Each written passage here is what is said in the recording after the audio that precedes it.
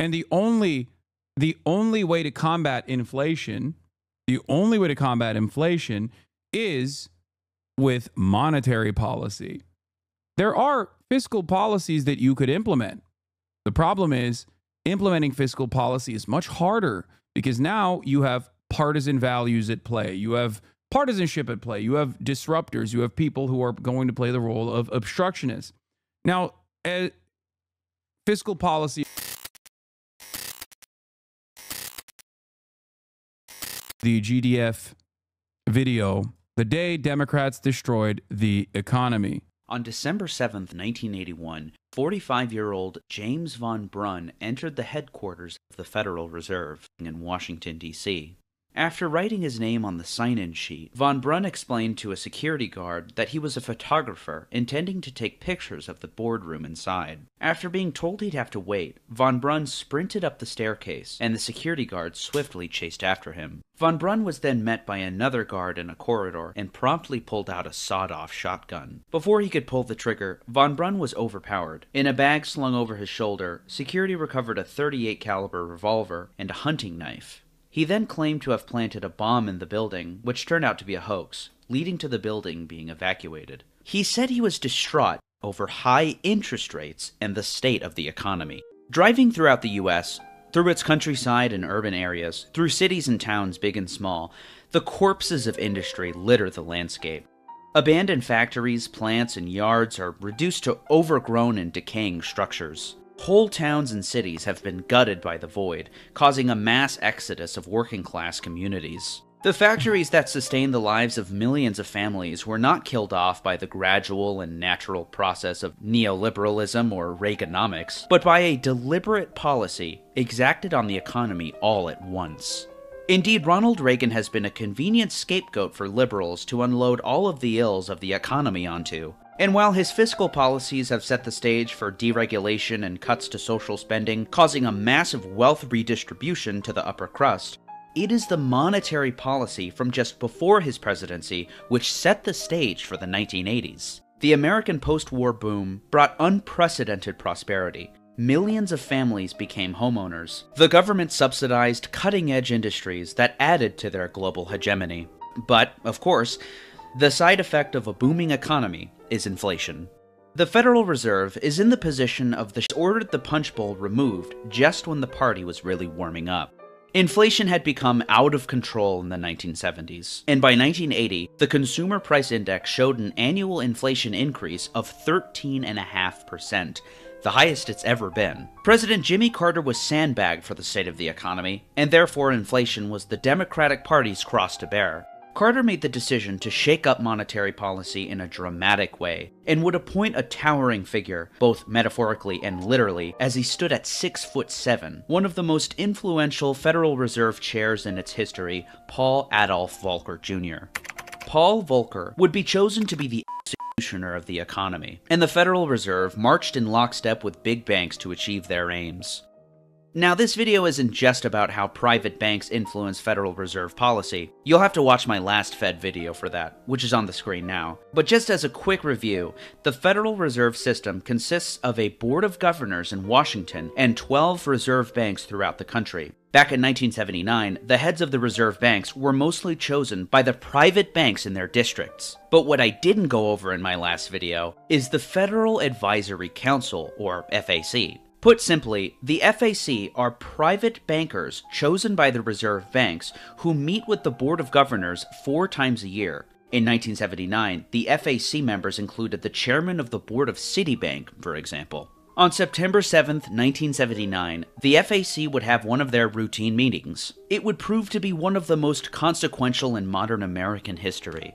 According to the minutes of the meeting, the bankers urged the governors to target the amount of money in the economy rather than concerning themselves with interest rates. To achieve this, interest rates would reach their highest levels in history. This monetary theory is otherwise known as monetarism and was popularized by Milton Friedman, probably the most influential economist of the 20th century, rivaled only by John Maynard Keynes. Another demon To show how impactful this meeting was, the Board of Governors would come to the same conclusion themselves 3 weeks later. The governors would not tell the president of their decision for a month. This is legal because the Federal Reserve is not obligated to inform the president about their decisions. Indeed, neither the president nor Congress were consulted about this momentous event, and their experiment would be implemented in earnest on October 6, 1979. There wasn't any question that the board knew that recession would follow.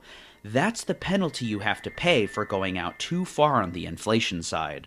Before March 31st, 1980, there existed laws against excessive interest rates, called anti-usury laws. There was even a cap on interest rates, called an interest rate ceiling. In the post-New Deal world, when interest rates hit their ceiling, depositors withdrew their money, which forced banks to stop lending. This naturally cooled down the economy. But on March 31st, 1980, President Jimmy Carter would sign the Monetary Control Act, passed through both the Democrat-controlled Senate and Democrat-controlled House of Representatives. In an instant, lending institutions and banks could now charge any interest rate on loans that they wanted. The social implications were obvious. Borrowers, businesses, and consumers would pay higher interest rates, and creditors would enjoy higher returns on their wealth. The unregulated interest rates, coupled with the Fed's new tightening of money, would change the American landscape forever. The consequences would be far-reaching and varied. Just to put it in perspective, the federal funds rate, the most important interest rate metric, which refers to short-term interest rates between banks, is making the news now as of February 2023 for reaching its highest level in 15 years, of over 4%. By January of 1980, it would reach almost 14%. By April, it was nearly 18%. And after relenting for a brief period, the Fed would increase the Fed funds rate rapidly, up to 20% by January of 1981.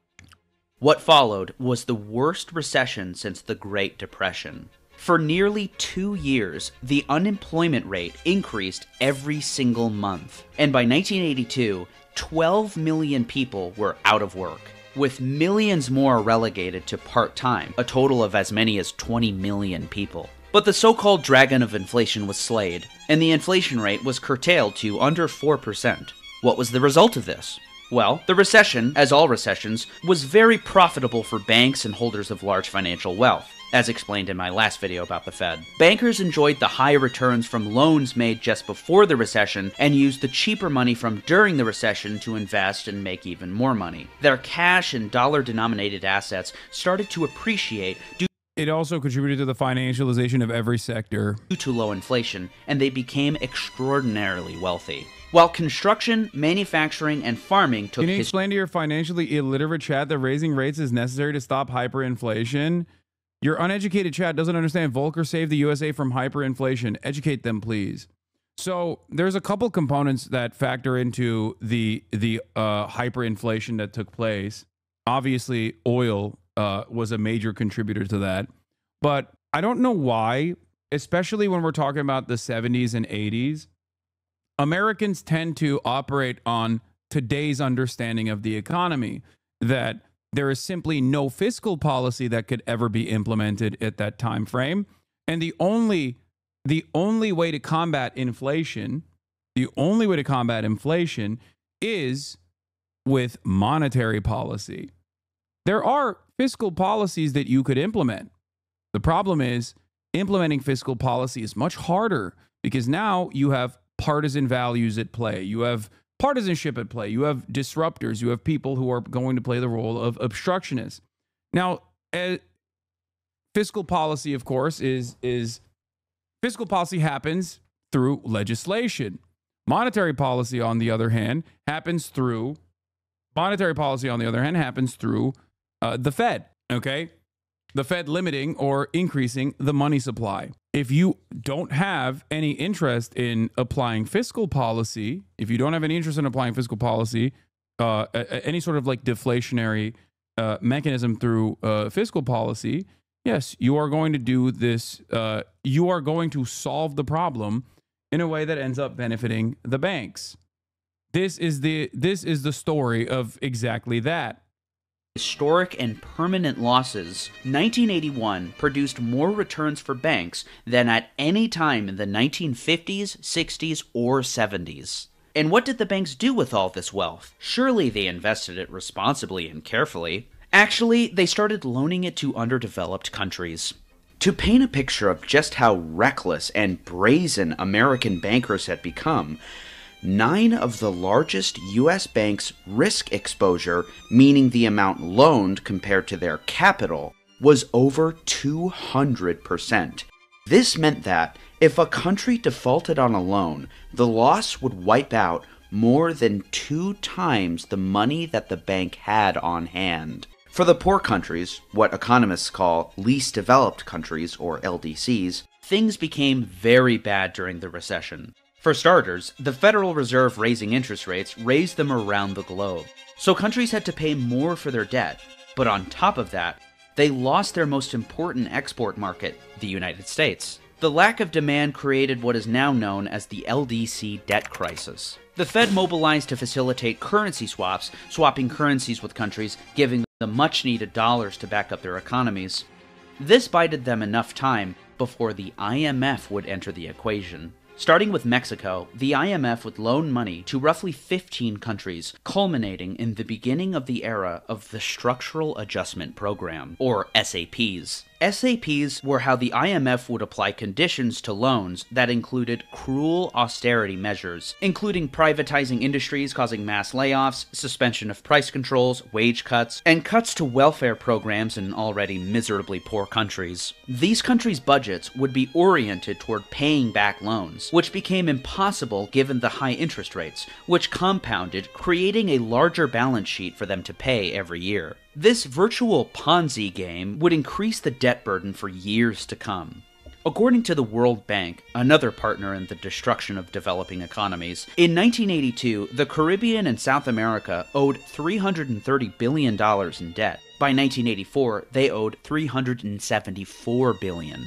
As is widely known today, developing economies have never recovered from the sweeping neoliberal reforms from the era of the Structural Adjustment Program. Over in America, unemployment reached 11%. Most of them were concentrated in the industrial sector, construction, mining, manufacturing. In fact, 23% of the automobile industry was IMF loans are the literal reason India, Pakistan, and Sri Lanka are in the economic situations they're in right now. When the USSR collapsed, the prime minister that just passed away this week had to take IMF loans when he was the finance minister because India was a manufacturing hub for the USSR. This started the neoliberalization of India, which would give us Modi later on.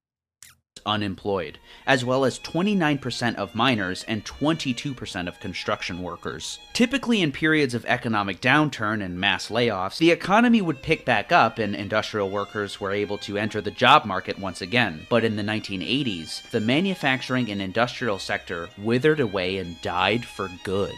There's a reason for that.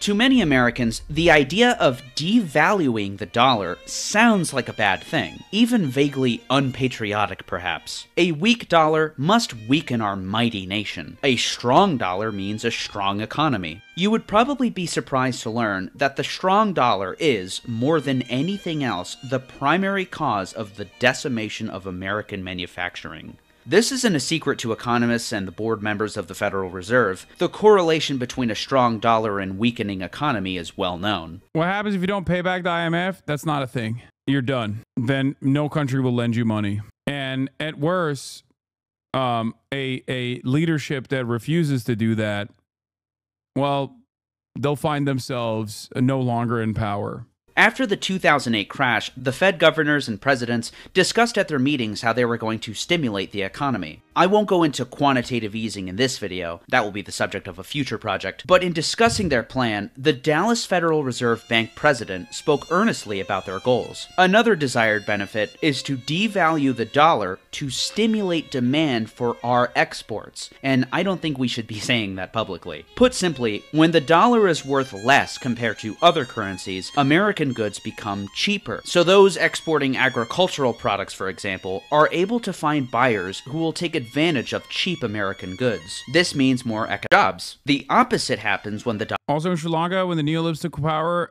in the 70s again, they turned towards the IMF and US aid, and the US and Israel started to sell Sri Lanka weapons to commit genocide against the Tamils. Yeah. they'll always find a guy who will.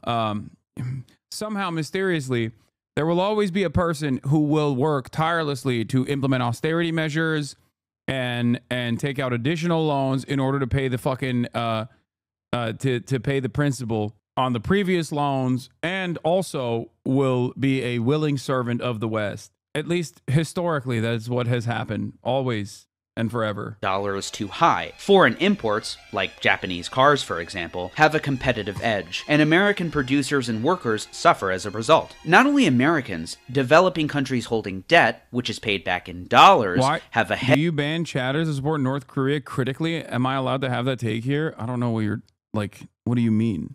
Heavier burden as well. In this way, the consequences span far and wide. Even the president of the New York Federal Reserve candidly admitted as much. We are decimating our export industries. Volker and I are extremely concerned about the long-term effects of the strong dollar. The rising dollar was caused by the high interest rates, which were higher than interest rates in other countries. Martin Feldstein, the Harvard economist and chairman of the President's Council of Economic Advisors, would agree.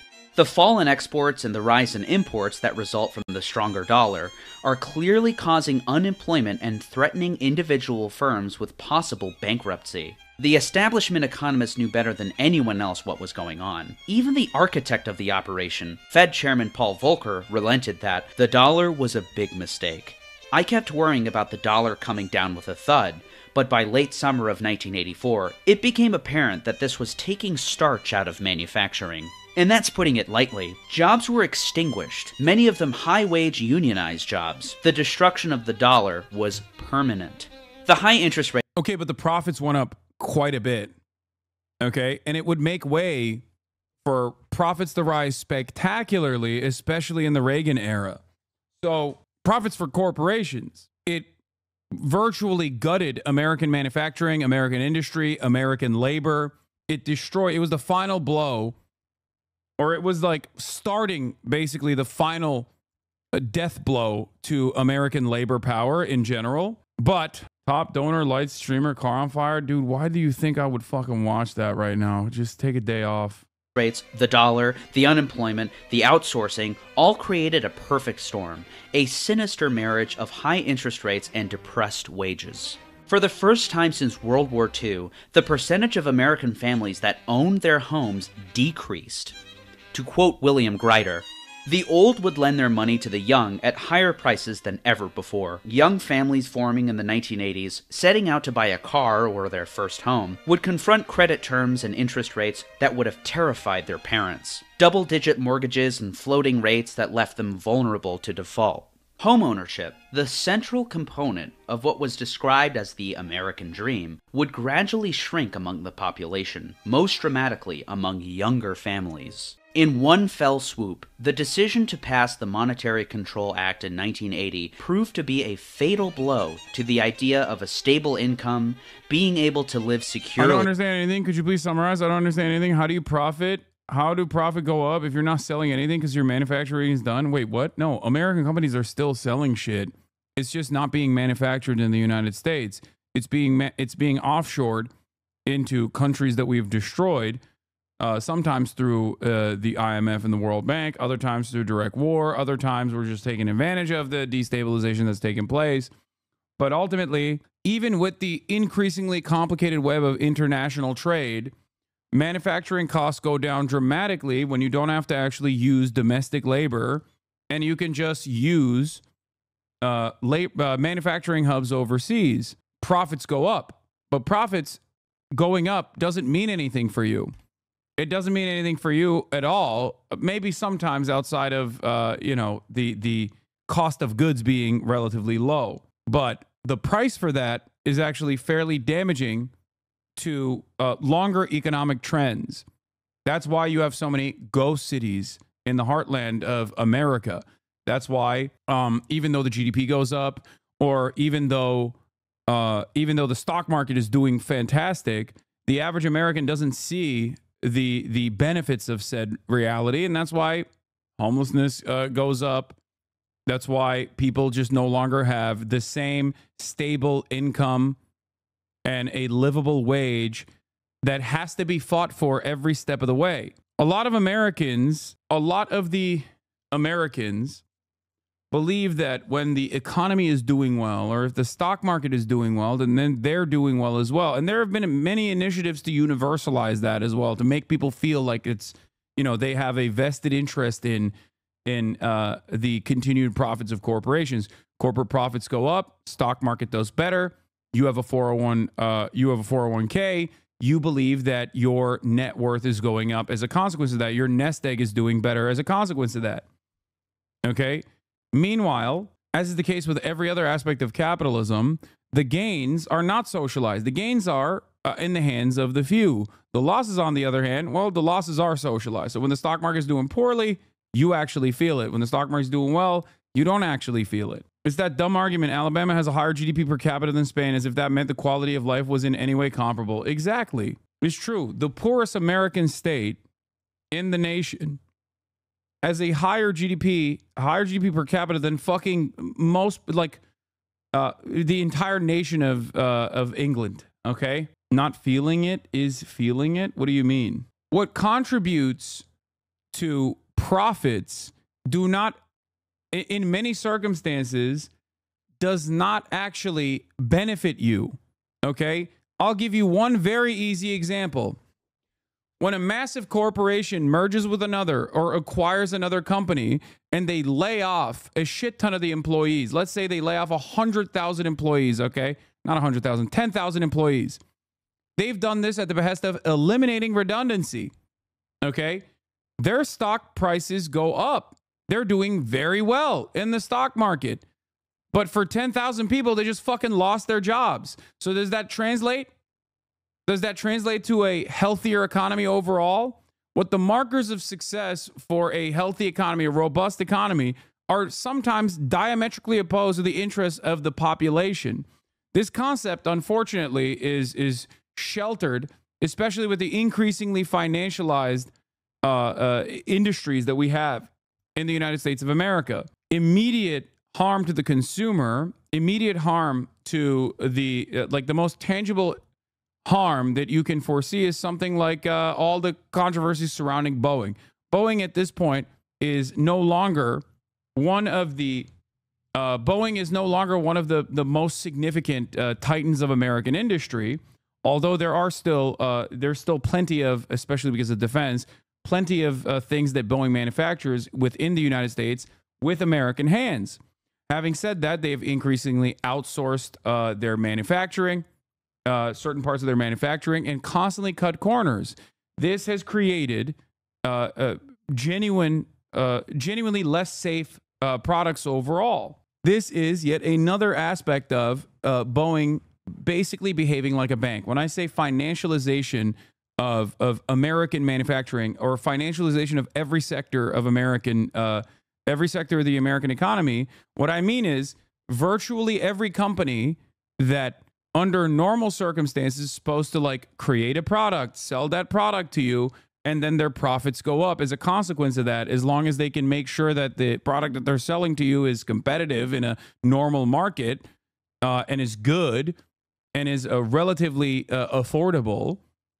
Nowadays, that does not factor into a company's success or its profit margins as much as the financial components, the constant investment and constant redistribution of its own assets. Every company turns into a bank, okay? And the financial moves that they make basically play a more important role in their profits increasing than the actual product that they're putting out there. What is this? Very good short explainer. Great again. The most patriotic thing you could do for your country is your homework. Dying is easy. Math is hard. What the fuck? They have a point. America's... What? Why are you sending this to me? In America, owning your own home and having wages reliably protected by strong unions. Democrats did this. To the enthusiasm of Republicans, no doubt, and the encouragement of Republican thinkers, namely Milton Friedman and Republican President Ronald Reagan. The economic legacy of the Democratic Party is merely a synthesis with the right to adopt conservative money policies. Democrats used their power to implement policies which were the brainchild of Milton Friedman. Democrats did the bidding of the right. This should be taught and remembered. The big pivot from classical capitalism, manufacturing to finance capitalism. We already saw the hurt from that in 2008, 2009, but it just kept going. Yes. So initiatives implemented under the Carter administration that were supercharged in the Reagan administration are directly responsible for the financialization. And every other administration that came afterwards continued that legacy. Also, I missed 50 gifted there, so I gotta... I have to say, shouts out to Spec Drum for the 50 community gifted subs, allowing 50 people to be able to send me links and whatnot, which you can also, if you didn't get gifted there, you can also participate and become a subscriber by subscribing for, I think it's $4.50 for new subscribers right now, or for free with a Twitch Prime.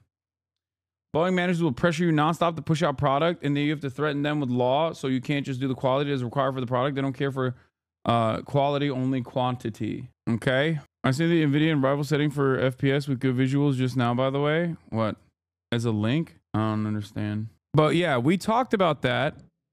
We talked about that because Carter also bears responsibility for this. Okay? How do you maintain faith for the Democratic Party to pull through when all they do is bow to the Republicans? I know certain party members do epic work, but I have a hard time trying to talk to my jaded friends about why there's still hope logically when logically there seems to be none. Yeah, I think that electoralism and entryism serves a different purpose than what a lot of hardline